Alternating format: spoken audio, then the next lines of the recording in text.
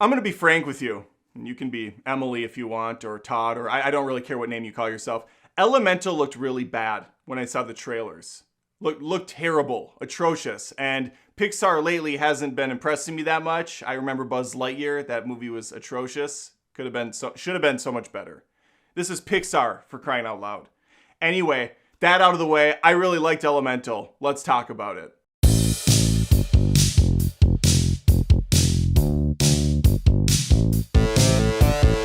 Here's the deal. The reason I didn't think Elemental looked good based on the trailer was because it presented itself as a very paint-by-numbers approach. A Romeo and Juliet love affair that we've heard 1,000 times before. The girl and the boy can't be together. They come from different walks of life. She's fire, he's water. Those elements don't mix. But this movie mixes these elements so seamlessly.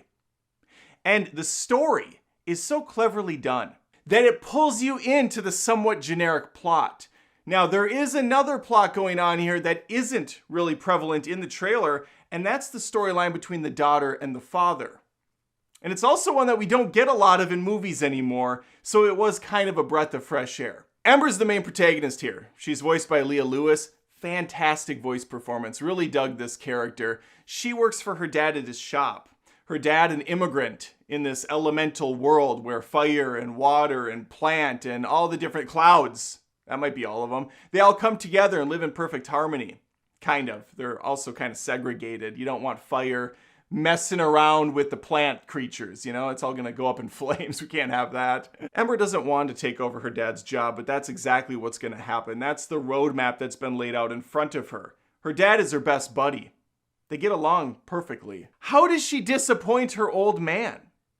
Well, she'll learn, of course, as this film progresses, how to communicate better. Because she has a hot temper, because she's made of fire. It makes sense. It just makes sense.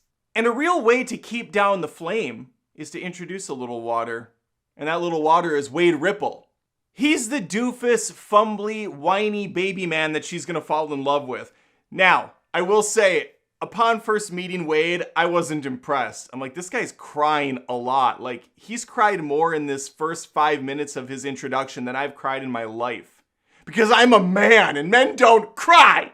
As the movie progresses with him, though, you just realize that water people are that way. They express themselves in a much more vivid, open manner, as opposed to fire, who lets things bottle up before they explode. You understanding the puns, you understanding all the metaphors and the symbolism, it's all there. It's all right in your face. Like I said, the story works very well. Ember has to balance her home life with this new love life that she's got going on.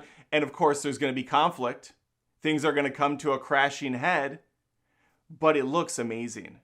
Trailers, again, didn't really do much for me from a visual standpoint either. It wasn't until I got into the theater and really took in all the magic going on that I thought, oh my God, there's so much detail in this film. And the way the elements are presented in different art styles, yet it all kind of seamlessly blends together, it's honestly wonderful. Now, I don't think this is top tier Pixar because we do have a pretty formulaic plot. I do think it is Pixar, though. This is one of the gems. This is one of those stories that you get from them where they take characters and individually they grow and they help you understand a thing or two as well. The movie has terrific pacing, too. It's a rom-com. A lot of comedy, some good action. Of course, there's heart. You gotta have heart. It's Pixar. That's what they do, baby. There was one negative, a big negative for me at least, which was the opening 10 to 15 minute short. Remember those?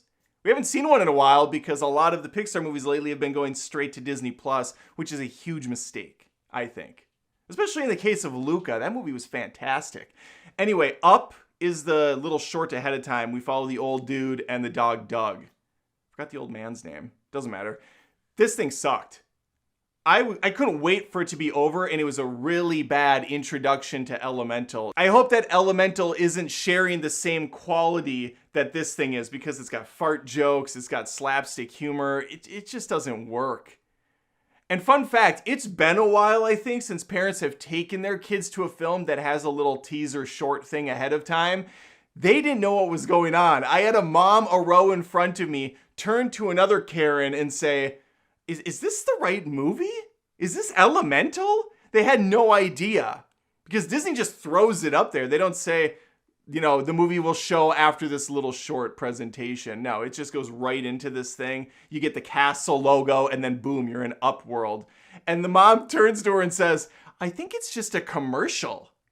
After 10 minutes, the son turns to his mom and says, this is a long commercial. And I just sat there like, these people don't know anything about movies. My own farts. Disney has 2 animated films right now in the theaters. The Little Mermaid, Elemental. If you're on the fence about which one to go to, which one to bring your bratty kids to, Elemental is the easy pick. Support new creative films. Even if that new creative film is kind of old hat as far as the story arcs go, it's still doing something different. Little Mermaid's a pathetic, crappy carbon copy of something much better that came before. Shove that junk out. Go to Elemental. It's worth your time for sure. It's an easy watch for kids too. The kids in the theater were hooked. They were all over it. Even the one that was running up and down the aisle dancing. I see you, Betsy. Sit down. No one cares. You're not that impressive. I can get up and run around like a jackass too. If you don't have children, is it worth going out and seeing? No, probably not. Unless you go to animated movies all the time that are aimed more at families with kids, then yeah, it is. I'm a big animation dude. I like going to this stuff. I'm a big Disney fan when it comes to their original content, especially Pixar. I would have saw it if I didn't have kids. If you're like that, you'll like that. And there you have it. That's Elemental, a movie that surprised me. It was better, way better than I thought. Again, not the greatest Pixar movie, not even in their top 10, but even a number 11 or a number 15 on the Pixar list is really damn good.